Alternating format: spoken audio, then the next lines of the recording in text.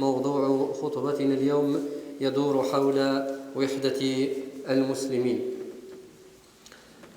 تكلمت في خطبتي السابقة عن كيد الأعداء لهذه الأمة ومحاولتهم تركيعها وإذلالها وسعيهم لإضعاف نفسية المسلم وجعله إنساناً سلبياً انهزامياً لا هم له إلا لقمة العيش، فلا يفكر لا في نهضة ولا إشعاع ولا تحصيل حقوق ولا غير ذلك. وقد نجح الأعداء إلى حد كبير، فواقع الأمة يغني عن الكلام، وحال المسلمين هنا وهناك أفصح مني لساناً وأدق مني تعبيراً عما وصلنا إليه من انكسار وضعف وهوان. ولكن السؤال الذي يطرح نفسه أيها الأحباب: لماذا نجح الأعداء في مخططهم؟ لماذا نجح الأعداء في مخططهم في إضعاف الأمة، في هزم المسلم نفسياً ومعنوياً؟ ألأن الأعداء أشد ذكاءً أم لأننا أقل ذكاءً؟ ألأن الأعداء أكثر قوة أم لأننا أكثر ضعفاً؟ وقد أجاب مالك بن نبي رحمه الله عن هذا السؤال حين تكلم عن قابلية الشعوب المسلمة للاستعمار، فإنما استعمرت الشعوب الإسلامية لأنها كانت قابلة للاستعمار، لأنها كانت ضعيفة، لم تكن بالقدر الكافي من القوة لدفع الغزاة. ثم اسمع إلى قول الإمام علي كرم الله وجهه إذ يقول: دواؤك فيك وما تبصر، وداؤك منك وما تشعر. ثم اسمع إلى قول العزيز الحكيم: قل هو من عند أنفسكم، وقوله إذ يبين لنا منهج المسلم الذي حسبه يجب أن يسير. يقول عز من قائل: وإن تصبروا وتتقوا لا يضركم كيدهم شيئا. كيد الأعداء حقيقة لا ينكرها أحد، كيد الأعداء حقيقة، يريدون إضعاف الأمة، يريدون استغلال الأمة، يريدون هزم الإسلام والمسلمين إلى غير هذه حقيقة يقرها القرآن ويقرها الواقع الذي نعيش فيه. ولكن من المسؤول؟ أولا وقبل كل شيء المسؤول هم المسلمون، لأن الله عز وجل يقول: لا تلوموا غيركم وإنما لوموا أنفسكم. لماذا؟ لأنكم إن تصبروا صبر مثابرة، صبر مقاومة، صبر عمل، وإن تصبروا وتتقوا الله لا يضركم كيدهم شيئا. إذن الداء منا والدواء فينا، فنحن مسؤولون عما يحدث لنا. أمراضنا تنخرنا من الداخل وتضعف كياننا وتجعلنا فريسة سهلة للمتربصين بنا. Mes chers frères, mes chères sœurs, le sujet d'aujourd'hui tourne autour de l'unité des musulmans. Dans mon sermon précédent, j'ai parlé de la volonté de certains de maintenir la Oumma sous contrôle, de l'affaiblir, de l'agenouiller. La volonté de faire du musulman un être défaitiste, passif, quelqu'un qui rase les murs, qui n'ose pas s'affirmer en tant que musulman et citoyen à part entière. Vu l'état de la communauté et des musulmans, nous pouvons dire que le stratagème a bien réussi. Je ne vais pas vous faire un dessin de l'état de la communauté, que ce soit au niveau mondial ou bien au niveau national. La question qui se pose et qui s'impose est: pourquoi ce stratagème a fonctionné? Pourquoi ça a marché? Est-ce que parce que l'adversaire est plus intelligent ou parce que nous le sommes moins? Est-ce que parce que l'adversaire est plus fort ou parce que nous sommes faibles? La réponse a été donnée par Malik ibn Nabi rahimahullah lorsqu'il a parlé de la colonisabilité des peuples musulmans. Il a dit que si les peuples musulmans étaient colonisés parce qu'ils étaient colonisables, ils étaient prêts en fait à recevoir la colonisation. Ils n'étaient pas assez forts, assez unis pour repousser l'invasion et l'occupation. Un penseur a dit à propos du califat musulman qui est tombé en 1923, il a dit que Kemal Atatürk n'a pas fait tomber le califat, mais il n'a fait que l'enterrer. Pourquoi? Parce que le califat était déjà mort. Le Kemal Atatürk n'a fait que finir le travail, parce qu'on appelait à l'époque l'Empire ottoman l'homme malade, al-rajulu al-marid.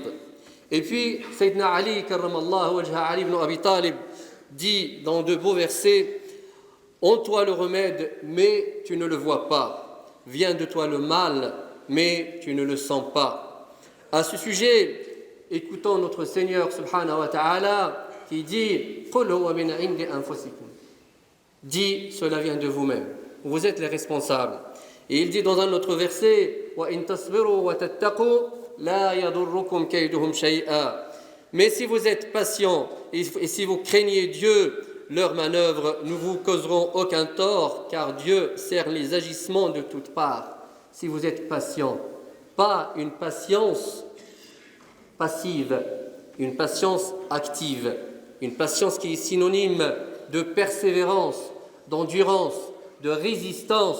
Si vous êtes patient et que vous êtes pieux, si vous craignez Allah Azza wa Jal, leurs manœuvres ne vous causeront aucun tort. En résumé, les musulmans sont responsables de l'état dans lequel ils sont. Les maladies rongent la communauté de l'intérieur. Elles l'affaiblissent et la fragilisent. À cause de sa faiblesse, la communauté ne peut faire face aux défis, aux pressions et aux attaques. أيها الأحباب، من بين الأمراض التي تنخر جسد الأمة مرض الفرقة والنزاع. هذا المرض الخطير الذي حذر منه الإسلام وحاربه بكل قوة. قال رسول الله صلى الله عليه وسلم: عليكم بالجماعة، عليكم بالجماعة وإياكم والفرقة، فإن الشيطان مع الواحد، فإن الشيطان مع الواحد وهو من الاثنين أبعد، ومن أراد بحبوحة الجنة فليلزم الجماعة. من أراد أفضل مكان في بحبوحة الجنة، مش الجنة فقط، وإنما أفضل ما في الجنة وسطها وخيارها. من أراد بحبوحة الجنة فليلزم الجماعة. ادخل في الصف مع إخوانك، كن مع إخوانك، كن مع الجماعة في يسرها وفي عسرها. تأمل أخي الحبيب كيف نسب النبي صلى الله عليه وسلم الفرقة إلى الشيطان. وفي حديث تعرفونه: لا ترجعوا بعدي كفارا يضرب بعضكم رقاب بعض. هنا الكفر بمعنى التفرق والنزاع. لا ترجعوا بعدي كفارا، يعني أشنع وصف للفرقة. لا ترجعوا بعدي كفارا. الفرقة من الشيطان، الفرقة أخت الكفر. وكيف أن الوحدة والألفة تفضي إلى رضا الرحمن وإلى الجنة. فالزم أخي الحبيب أختي الكريمة، الزم الجماعة على ضعفها وعلتها مهما كان فيها من علة ومن ضعف. يقول الإمام علي كرم الله وجهه: كدر الجماعة، كدر كل شوية الأمور مخلوطة شوية مع الجماعة شوية أنت ماشي مشكل، أفضل من صفو الفرد. كدر الجماعة خير وأفضل من صفو الفرد، أي اجتماع مع شيء من خلل خير من تفرق على ما نظنه من خير. وقد فهم الصحابة رضوان الله عليهم الذين تربوا في مدرسة النبوة مع محمد صلى الله عليه وسلم، فهموا هذه المعاني العظيمة.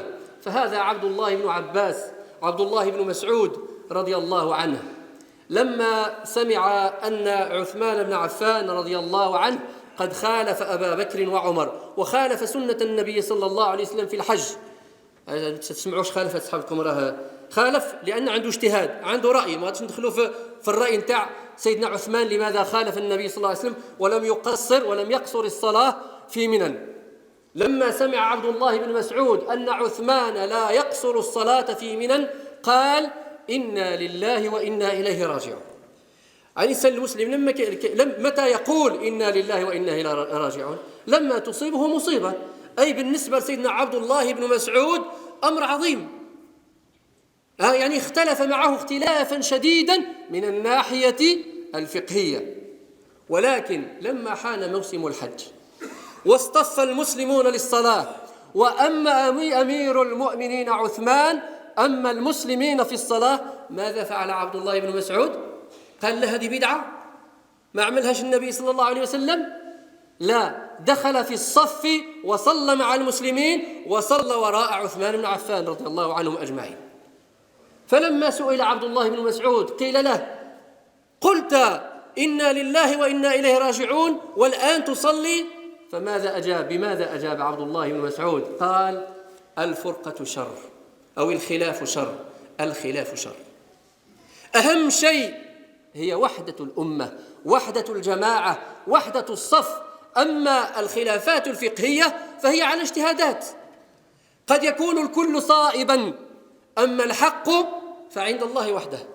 إن الخطأ الذي يقع فيه بعض الناس يقول لك أنا عندي الحق، قل عندي صواب، ولا تقل عندي الحق، لأن الحق سبحانه وتعالى يعلمه الله عز وجل. أنت اجتهدت وغيرك اجتهد وكل على صواب، ما دام أن الكل يستشهد بنصوص شرعية ثابتة في الكتاب والسنة.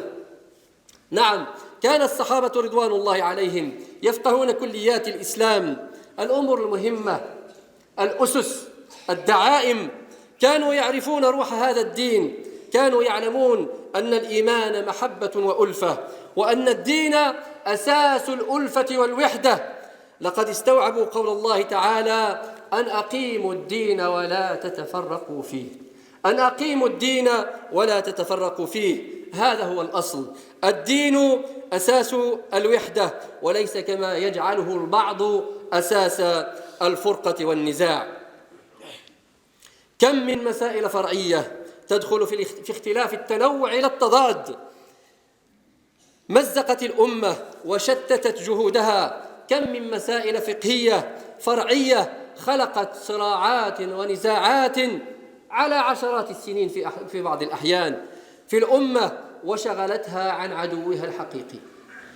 عاد أبناء الأمة بعضهم بعضا وانشغلوا عن العدو الحقيقي، ولذلك كانوا مستعدين لاستقبال الاستعمار، ولذلك كانوا ضعفاء، نسوا أن لهم عدوا يتربص بهم فتربصوا ببعضهم البعض، وأنستهم هذه الخلافات والنزاعات مهمتهم الأساسية، مهمة البناء والتعمير، لأن هذه مهمة أمة محمد صلى الله عليه وسلم. الخلافة في الأرض هي البناء، التعمير، نشر الخير بين الناس أجمعين. أيها الأحباب، الإسلام يجمع ولا يفرق، القرآن يزرع المحبة والألفة، فهو شفاء لما في الصدور. القرآن شفاء للغل والحقد والحسد والبغضاء والشحناء، ولكل ما بإمكانه تعكير صفو الجماعة وتفريق الجماعة.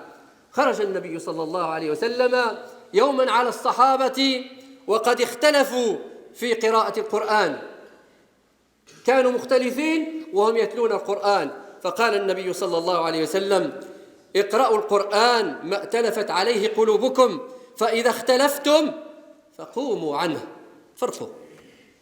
تفرقوا، اختلفتم في أمور فرعية بسيطة، تفرقوا، لأن الأهم ليس قراءة القرآن، الأهم هي وحدة الأمة، مع ما لقراءة القرآن من فضل كبير. تعرفون الأحاديث: ما اجتمع قوم في بيت من بيوت الله يتلون كتاب الله ويتدارسونه إلا حفتهم الملائكة ونزلت عليهم السكينة وغشيتهم الرحمة. أفضال كبيرة، كل حرف ب10 حسنات، ولكن الأولى الأهم هي وحدة الصف، هي وحدة الأمة. Mes chers sœurs, parmi ces maladies dont souffre la communauté, notre communauté, une des plus dangereuses et destructrices, la désunion. Le prophète sallallahu alayhi wa sallam nous a mis en garde contre cette maladie dévastatrice. Il a dit: soyez en groupe et prenez garde à la division, car certes, Shaitan est avec la personne seule et est plus éloigné de deux personnes. Celui qui veut le paradis, qu'il s'accroche au groupe. Celui qui veut le paradis, en arabe, buhbuhat al-jannah, ça veut dire une place de choix au paradis. Buhbuhat, ça veut dire le milieu, la meilleure place. Celui qui veut la meilleure place, une place de choix au paradis, qu'il s'accroche à quoi? À son avis juridique et dire: tant que j'ai la vérité, c'est pas grave, même si je reste seul, tant que j'ai الحق ولو كنت وحدك. ياك كيجيبوا هذا الحديث نتاع عبد الله بن مسعود رضي الله عنه، كلام عبد الله بن مسعود. لا، الجنة طريقك إلى الجنة مع الجماعة، مع اختلافك مع الجماعة، مع محاولة إصلاحك لأخطاء الجماعة.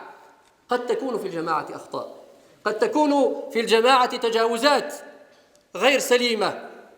الواجب عليك أن تبقى في الجماعة، أن تلتزم بالجماعة وأن تصلح الجماعة من الداخل. Une personne seule est en proie à Satan et aux tourments de la vie. Celle qui est avec le groupe est conseillée, aidée, soutenue, protégée. Le groupe est un rempart contre tous les satans de ce monde, y compris les humains. Parce que Shaitan en arabe ne signifie pas seulement Satan, le démon que nous connaissons, cité dans le Coran, ça veut dire aussi le mal. Shaitan, قد يكون معناه الشر وشياطين الإنس والجن كثر. الآن les satans, les démons, parce qu'il y a parmi les hommes politiques des satans qui veulent nous attirer, les brebis égarées, seuls, pour nous assimiler. Une fois que tu es seul, tu es assimilable. Tu vas fondre, tu vas épouser certaines idées, malgré toi, parce que l'influence de la société est tellement forte que tu ne peux pas y résister. Mais si tu es avec ton groupe, avec ta communauté musulmane, tu es au moins protégé de certaines choses. Tu as la pérennité, tu as la garantie de garder la pérennité de ta foi, de tes principes. Oui, il y a des satans qui veulent nous assimiler, qui s'attaquent à notre religion. Mais il y a aussi d'autres satans qui font partie malheureusement de notre communauté. Et vous entendez toujours des gens vous dire: un tel jeune, un des nôtres, un jeune innocent, malheureusement tombé dans les filets de Daesh. Récemment, un jeune, Ali, a été écroué pour tentative d'attentat. Un jeune de 18 ans. Il s'est isolé. Il n'a pas été avec les siens pour discuter de ses idées, pour que les autres lui disent: non, ça ce n'est pas bien, ce n'est pas ça l'islam. L'islam, ce n'est pas d'aller commettre un attentat dans le métro ou ailleurs. Il n'a pas discuté, il était seul. الشيطان مع الواحد. Devant l'écran, devant l'écran où était al muslimin. يصبت المسلمين. الشيطان أقرب منه. La personne est tombée dans les filets de Daesh parce qu'elle était seule, parce qu'elle n'a pas été conseillée, parce qu'elle n'a pas été protégée par le groupe. C'est pourquoi le prophète sallallahu alayhi wa sallam nous demande de s'accrocher, de s'attacher à notre groupe. Ali radiallahu anhu a dit: être dans un groupe où il y a des soucis, des dysfonctionnements, des manquements, être dans un groupe où il y a des soucis est meilleur que d'être seul sans soucis. المسلمين ما يكسروليش الراس، ما يبغيش تمشي تكون حداهم، كارتيي عامر بالعرب، نمشي بعيد. Ça se passe pas comme ça. ليس هذا من أخلاقنا ولا من قيم ديننا أبدا.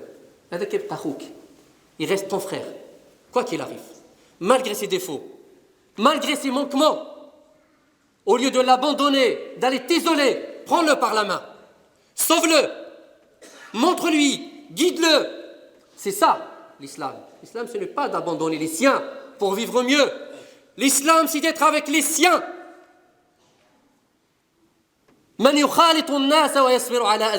Celui qui côtoie les gens et supporte leurs méfaits, leur mal est meilleur que celui qui ne côtoie pas les gens. Il ne les côtoie pas, et puis il les critique par derrière. وَلَا يَصْبِرُ عَلَى أَذَاهُمْ.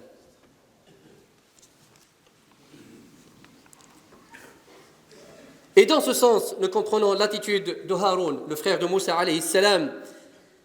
Quand Moussa alayhi salam est parti sur le mont du Sinaï, il avait rendez-vous avec Allah subhanahu wa ta'ala, à son retour, il a vu que les fils d'Israël adoraient un veau au nord, construit au nord. Alors Sayyidina Moussa était très fâché. Avancez, Allah yabarak fikum, tazahamu tarahamu wafsahu li ikhwanikum yafsahillahu lakum.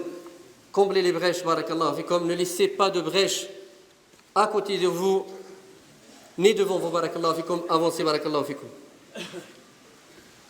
Alors Sayyidina Moussa alayhi salam était très fâché. Et il a pris son frère Haroun par sa tête et par sa barbe, tellement il était furieux contre l'associationnisme. C'est grave quand même comme péché. Mais écoutons la parole de Haroun qui a été citée dans le Coran. Ô fils de ma mère, dit Haroun, ne me prends ni par la barbe ni par la tête. J'ai simplement craint que tu ne m'accuses d'avoir jeté la discorde entre les fils d'Israël. Voyez le choix? Le choix entre diviser le peuple d'Israël et de condamner ce qu'il faisait, et le choix d'attendre Moussa, le retour de Moussa, et de préserver l'unité. Pourquoi? Parce que le socle de la religion, c'est la Ummah.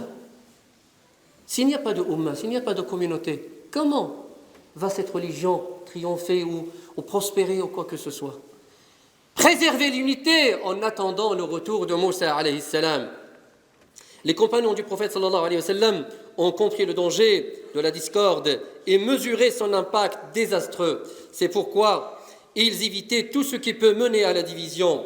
Lorsque Abdullah ibn Mas'ud radiyallahu anhu entendit que Uthman ibn Affan ne faisait pas le qasr dans la prière à Minan, dans le Hajj, c'est-à-dire qu'il priait 4 au lieu de 2, comme faisait le prophète sallallahu alayhi wa sallam, c'est-à-dire qu'il était en contradiction avec les actes du prophète sallallahu alayhi wa sallam et les actes de Omar ibn al-Khattab radiyallahu anhu et de Abu Bakr qui ont suivi le prophète sallallahu alayhi wa sallam. Ne rentrons pas dans les détails pourquoi Uthman a fait ça. Uthman, il avait son effort qu'il a fait, il a réfléchi, il a des raisons. Et nous savons, on nous donne quelques raisons pourquoi il l'a fait.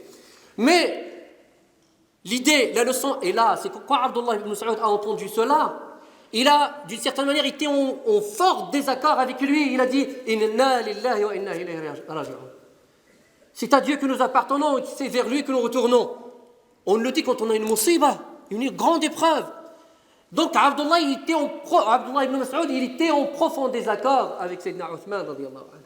Mais au moment de l'Hajj, qu'est-ce qu'il a fait Abdullah ibn Mas'ud? Il a dit tiens, je ne suis pas d'accord, c'est pas la sunna du prophète, c'est une bid'a, je vais diviser le groupe, je vais semer la zizanie. Non, il est rentré dans les rangs. Il a prié derrière Uthman ibn Affan radiyallahu anhu. Lorsque quelqu'un lui demandait pourquoi, Ya Abdallah, tu disais à un moment Inna Allah wa inna ilayhi raji'un et maintenant tu pries derrière Uthman, il lui a dit la discorde est un mal. La discorde est un mal 2 fois. Il n'y a pas pire que la discorde. Les autres choses, on peut les réparer. On peut dialoguer, on peut discuter, mais la division de la Ummah, la discorde, parfois a des effets désastreux.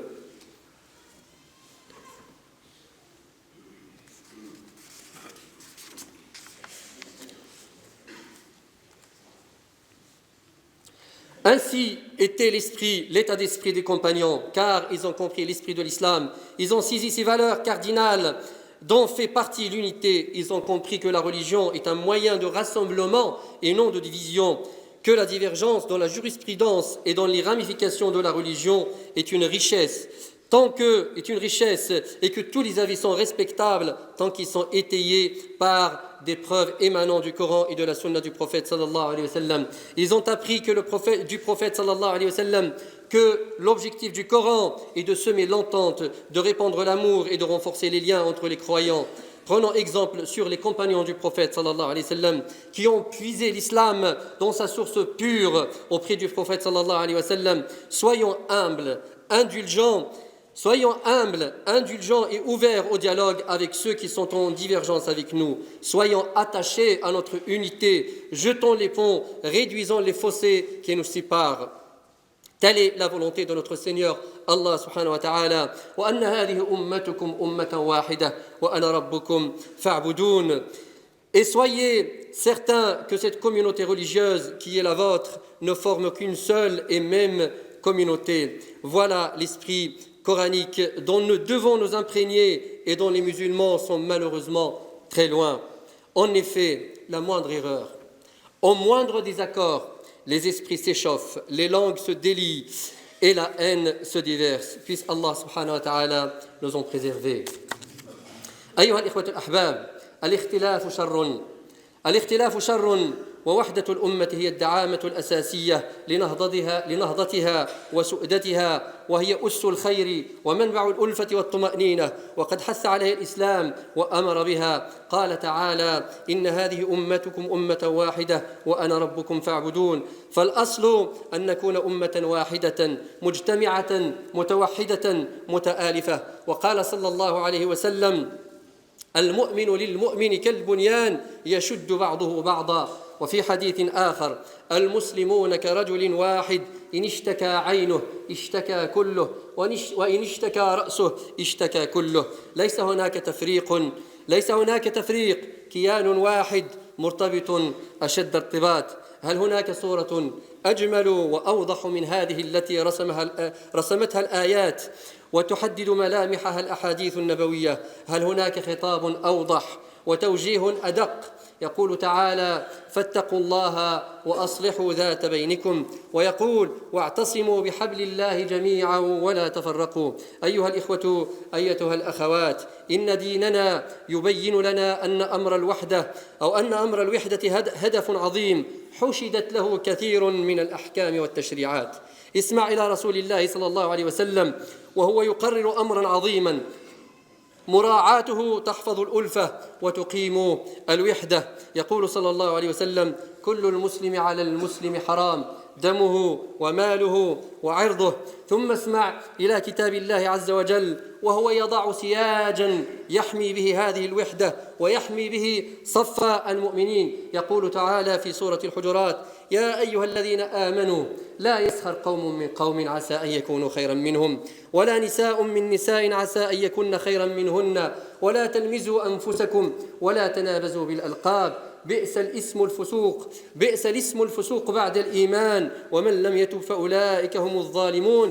يا أيها الذين آمنوا اجتنبوا كثيرا من الظن إن بعض الظن إثم ولا تجسسوا ولا يغتب بعضكم بعضا أيحب أحدكم أن يأكل لحم أخيه ميتا فكرهتموه واتقوا الله إن الله تواب رحيم.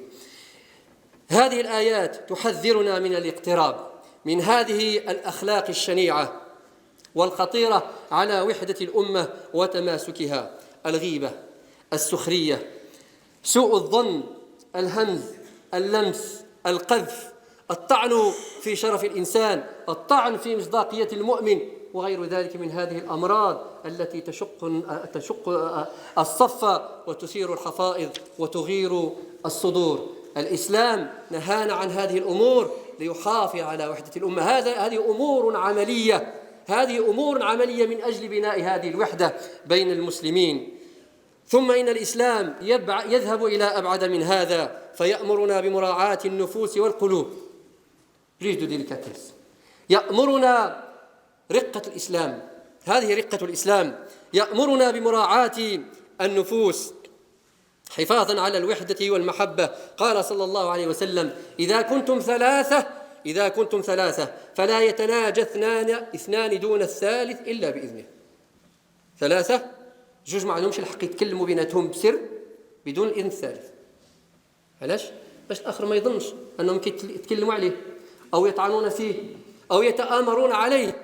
قل له: أخي اسمح لنا الله يبارك فيك، عندنا حاجة خاصة بيناتنا وتكلم كما حبيت. شوفوا الإسلام، شوفوا عظمة الإسلام، يراعي النفوس، يراعي المشاعر. فلا يتناجى اثنان دون الثالث إلا بإذنه فإن ذلك يحزنه. هذه هي رقة الإسلام، مجرد شعوره بهذا الأمر الذي قد يحزنه نهي عنه. ثم تأمل أخي العزيز كيف يراعي الإسلام النفوس في البيع والشراء. أيضا يقول صلى الله عليه وسلم: لا يبع بعضكم على بيع أخيه، أو في حديث آخر: لا يبع بعضكم على بيع بعض. ما عندكش الحق، باع صافي، إلا كونكلي لافير ما تدخلش، سي فيني. علاش؟ لأن هذا الشيء غادي يخلق لنا مشاكل بينك وبين خوك، يخلق المشاكل في المجتمع، لا يجوز. وفيه أمور أخرى، فالأمور الخطبة وغير ذلك من الأمور التي نهى عنها الإسلام مراعاة للمشاعر والنفوس وحفاظا على وحدة صف الأمة. وقد ذهب الإسلام إلى من هذا ليبين لنا خطورة الأمر، فقد حذرنا من أمور قد نحسبها هينة يسيرة، ولكنها تصب في تحقيق هذا الهدف العظيم الذي هو وحدة الأمة. والإخلال بهذه الأمور قد تؤدي إلى خلل كبير داخل المجتمع المسلم وداخل الجماعة المسلمة. قال صلى الله عليه وسلم، حديث نسمعه أحيانا في الصلاة، كان يقول أبو سعد، يقول الصحابي الذي روى الحديث أبو مسعود البدري رضي الله عنه، أن النبي صلى الله عليه وسلم كان في الصلاة يمسح على مناكبنا فيقول: استووا ولا تختلفوا فتختلف قلوبكم. شوفوا يعني الصورة المادية مهمة في الإسلام. كيفاش تكون حالتك مع الأمة، حالتك مع المجتمع مهمة جدا. ما تقوليش معليش، لا مهم، في الصف، ادخل في الصف، استوي مع أخوتك، لأن هذا يدل على أنك مع إخوانك ومع أخواتك وحدة واحدة. ما تختلفش الصف، ما ترجعش اللور، ما تقدمش قدام. أمور مهمة قد نغفل عنها. وفي حديث آخر يقول النبي صلى الله عليه وسلم في الصلاة أيضا: أما يخشى أحدكم إذا رفع رأسه قبل الإمام أن يجعل الله رأسه رأس حمار؟ هذا حديث. لماذا هذا التهديد وهذا الوعيد الشديد؟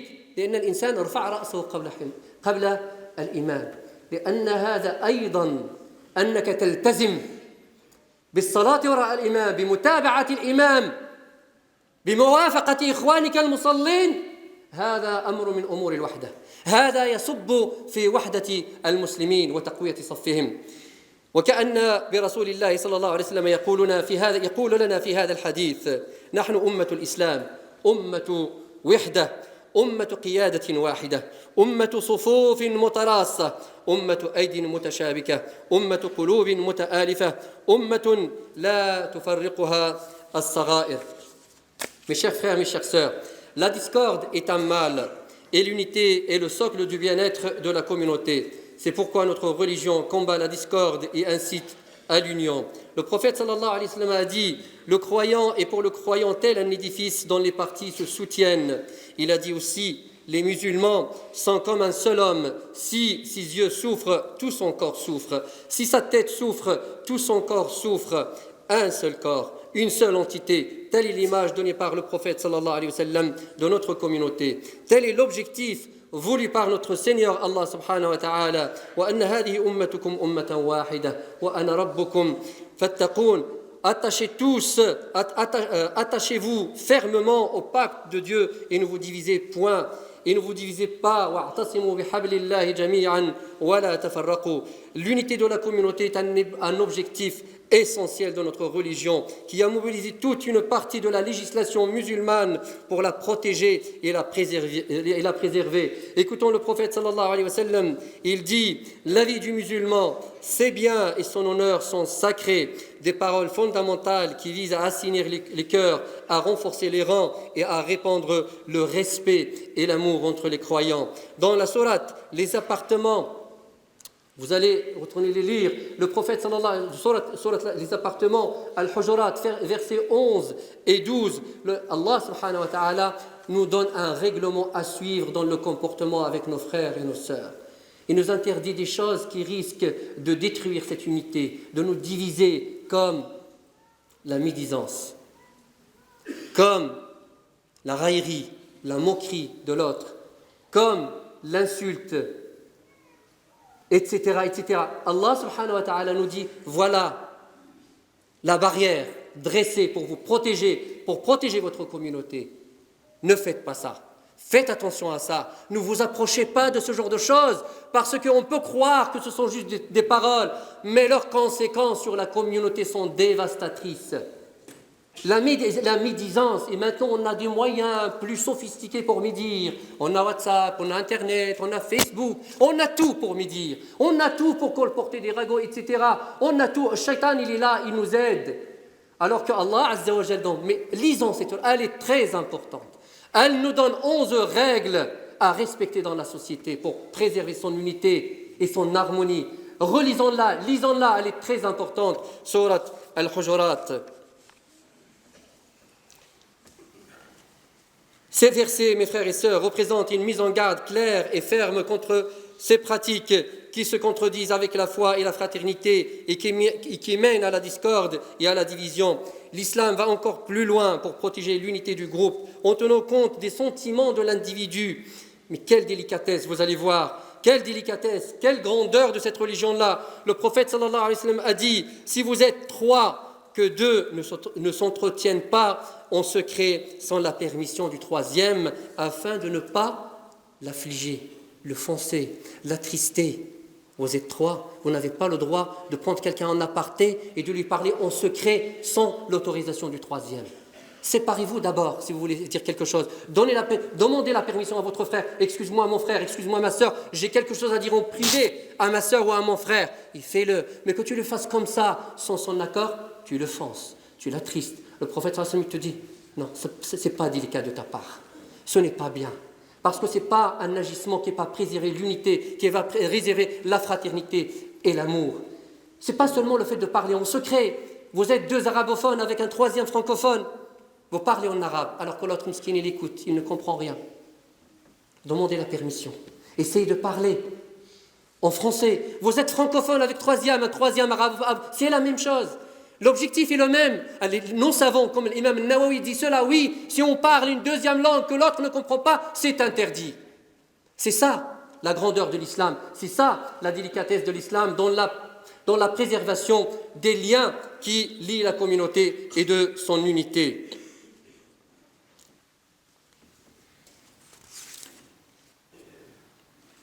Dans un autre hadith, le prophète sallallahu alayhi wa sallam nous dit « Ne démarchez pas un client pour une même transaction qu'il a conclue auparavant avec l'un de vous. » Ainsi l'islam réalise cette unité en protégeant l'individu. Mes frères et sœurs, pour préserver cette unité, l'islam est parti encore plus loin en prêtant attention à des choses qui peuvent nous paraître futiles et insignifiantes. Abu Mas'ud al-Badri a dit, le prophète sallallahu alayhi wa sallam passait sa main sur nos épaules et disait « Alignez-vous et ne vous disiez pas, sinon vos cœurs seront en discorde. » Le prophète nous dit que l'attitude est son apparence. C'est très important comment tu te comportes avec tes frères et sœurs quand tu es à leur côté.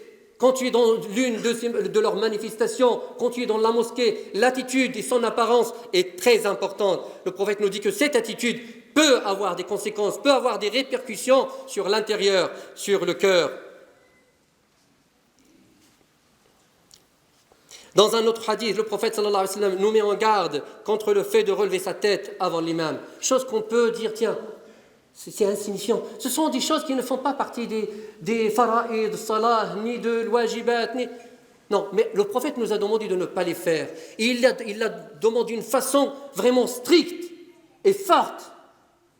Ne craignez-vous pas qu'Allah transforme la tête de celui qui se relève avant l'imam en tête d'un âne, ou qu'il le transforme en un âne? C'est quand même terrible. Qu'on menace. Pourquoi? Parce que tu es dans un groupe. Tu dois respecter le groupe. Il y a un chef. Dans la prière, il y a un chef. C'est l'imam. Tu dois le suivre. Et tu dois faire la même chose que tes frères et tes sœurs qui sont à côté de toi. Ne te distingue pas des autres. Sois comme eux. Garde cette uniformité avec tes frères, avec tes sœurs. Et en plus, c'est comme si le prophète sallallahu alayhi wa sallam nous dit, vous avez un guide, vous avez un représentant, vous devez suivre. Pas seulement dans la prière, dans la vie de tous les jours. Parce que nous sommes la Ummah de l'unité. Nous sommes la Ummah qui devons avoir main dans la main, qui doivent resserrer leurs rangs, pas seulement à l'intérieur de la mosquée, Bien, on est ensemble, c'est bien, alhamdoulilah, l'un à côté de l'autre et l'une à côté de l'autre, mais une fois qu'on sort de la mosquée, on ne se connaît pas. Je ne te connais pas. Comme si j'étais dans un avion, dans un train, à côté de quelqu'un, je descends du train ou là de l'avion et je pars. Non, mon frère, c'est pas comme ça. Non, le prophète nous dit non, ça se passe pas comme ça. Vous êtes une umma de l'unité. Vous devez respecter cette unité. Vous devez tenir à votre groupe. Vous devez vous attacher à votre groupe. أقول قولي هذا وأستغفر الله لي ولكم فاستغفروه إنه هو الغفور الرحيم.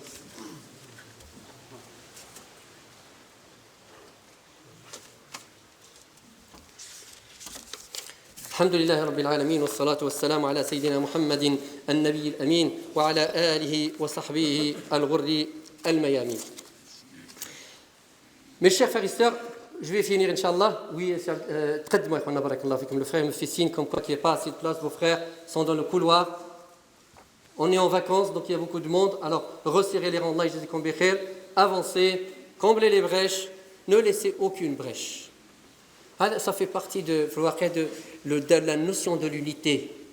N'aie pas peur de ton frère. Approche. Colle-toi à lui. Colle-toi à ta sœur. C'est ça l'unité. C'est ça l'islam. Et d'ailleurs, je vais finir par ça. Je n'ai pas le temps, il passe très vite. Je vais finir juste par ce paragraphe.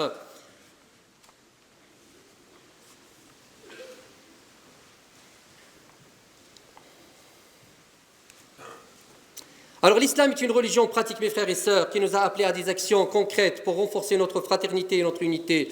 Et qu'y a-t-il de plus efficace que l'unité des cœurs pour réaliser l'unité du groupe? Le prophète sallallahu alayhi wa sallam a dit: vous n'entrerez pas au paradis tant que vous ne croirez pas, et vous ne croirez pas tant que vous ne vous aimez pas. Ne vais-je pas vous montrer une chose qui, si vous la pratiquez, vous vous aimez? Répondez le salam. Le paradis passe par la foi. La foi passe par l'amour des siens. Si vous voulez vous aimer et aller au paradis, répondez le salam. Dis salam alaykoum à ton frère. Salut ton frère. Salut ta sœur. Il dit aussi: il n'y a pas deux musulmans qui se rencontrent et se serrent les mains sans qu'il ne leur soit pardonné avant qu'ils ne se séparent. Des choses pratiques et simples qui peuvent dissiper les malentendus, attendrir les cœurs et réduire les distances entre nous. Se saluer, se sourire, se prendre dans les bras les uns des autres, autant de choses qui peuvent concourir à l'instauration d'un climat d'amour et contribuer à la réalisation d'une unité réelle et concrète. À la fin, mes frères et sœurs, vu que l'unité est quelque chose d'essentiel, de primordial pour notre communauté, nous devons nous poser la question: sommes-nous réellement unis? C'est oui. Quel est le signe de notre unité? Est-ce que nous sommes unis vraiment? C'est une question que chacun doit se poser, sans préjugés. Wallah, mes frères et sœurs, il n'y a pas de préjugés. Je n'ai aucun préjugé, ce n'est pas un jugement, mais chacun se pose cette question-là. Est-ce que vraiment la communauté est unie? Nous sommes, machallah, ici, plus de 1000 personnes ici, l'un à côté de l'autre. Est-ce que nous sommes unis ou réunis seulement? Il y a une réunion, c'est vrai, nous sommes réunis dans une même mosquée, mais il y a une différence entre une réunion et une union. On ne dit pas qu'un homme et une femme se réunissent. On dit qu'ils s'unissent pour la vie. Là, ils se marient. Le mariage est une union. Il y a une différence. Nous sommes réunis. Mais est-ce que nous sommes vraiment unis? Qu'est-ce que chacun de nous voit en son voisin qui est à côté de lui? Une question simple, mes frères et sœurs, qui m'est venue à l'esprit, que je vous pose et que je me pose à moi-même. Qu'est-ce que chacun de nous voit en son voisin ou sa voisine qui est assise ou assis à côté de lui? Un monsieur ou une dame avec qui le contact se termine une fois que les mains prononcent le salam, comme en descendant d'un train ou d'un avion, ou, et ça c'est très important, ou un frère, une sœur, avec qui nous partageons des rêves communs de notre communauté, de notre groupe, avec qui nous partageons des rêves, des aspirations, des projets, et avec qui nous sommes prêts à mener un combat pour les réaliser. Est-ce ça la vision que nous avons les uns des autres, de nos frères et de nos sœurs qui sont présents avec nous? Quel est mon rapport, mon frère, ma sœur? Une question que je me pose à moi-même et que chacun doit se poser. Quel est mon rapport à ma communauté? Est-ce que je ressens sa douleur et sa joie? Est-ce que je ressens la douleur quand les deux parents, dont le fils maintenant est écroué dans une affaire de terrorisme? Est-ce que je sens ça? Est-ce que j'ai une pensée pour ces parents-là? Et pour les autres parents qui souffrent, nos frères et nos sœurs qui souffrent, je parle d'ici d'abord, avant de parler de l'étranger, nos frères en Syrie, etc. Mais je parle de nous, ici.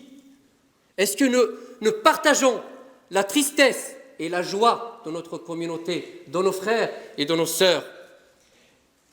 Est-ce que nous partageons, est-ce que je partage, moi, en tant que musulman, faisant partie de ce corps, est-ce que je partage les échecs et les réussites de ma communauté? C'est important, parce qu'il faut tout partager. C'est ça, pour le meilleur et pour le pire. Ce n'est pas seulement dans un mariage, mais dans un groupe aussi. Dans une jama'a, un groupe musulman qui est fondé sur la foi et l'amour et la fraternité. Est-ce que je suis une valeur ajoutée, un facteur de mouvement vers l'avant? Est-ce que je manifeste ma solidarité et mon intérêt pour ma communauté par l'adhésion à une des associations, par exemple? Par l'adhésion à une des associations, par la participation à un de ces projets. Et Dieu sait qu'il y a beaucoup de projets qui fleurissent partout, surtout maintenant les écoles, les lycées, les collèges, etc.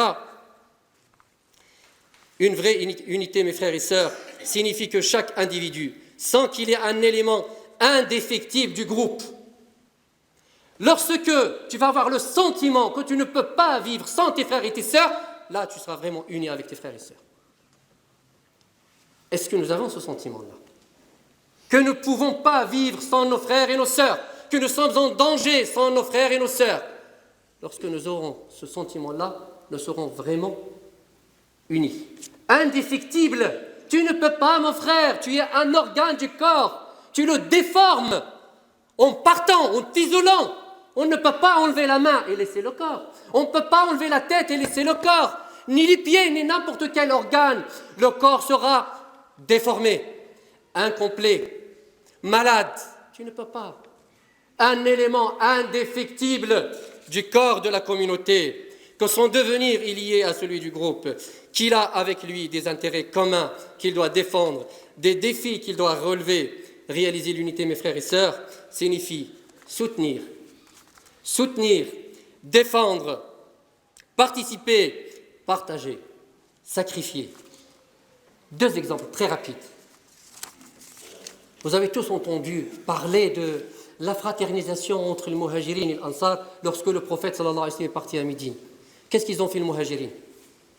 Là, ils ont exprimé la fraternité, mais ils ont exprimé une certaine unité. Il y avait 2 parties, 2 groupes. Les muhajirin et les Ansar.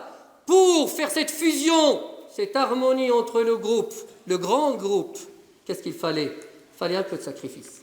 Il fallait s'intéresser un peu à l'autre, partager avec lui ses biens, l'aider. L'autre exemple, un noble exemple, le petit-fils de notre prophète sallallahu alayhi wa sallam, Al-Hassan radiyallahu anhu. Certains de vous ont lu, ont entendu sur la fitna, la grande fitna qui s'est passée à l'époque de Sayyidina Ali, entre Ali et Muawiyah radiyallahu anhu. Des dizaines de milliers de sahaba sont tombés martyrs, mes frères et sœurs. Des dizaines de milliers. Plus de 70 000, certains disent 90 000 sahabis sont tombés martyrs dans cette bataille entre Ali et Muawiyah. Il vient un jeune homme qui s'appelle Hassan,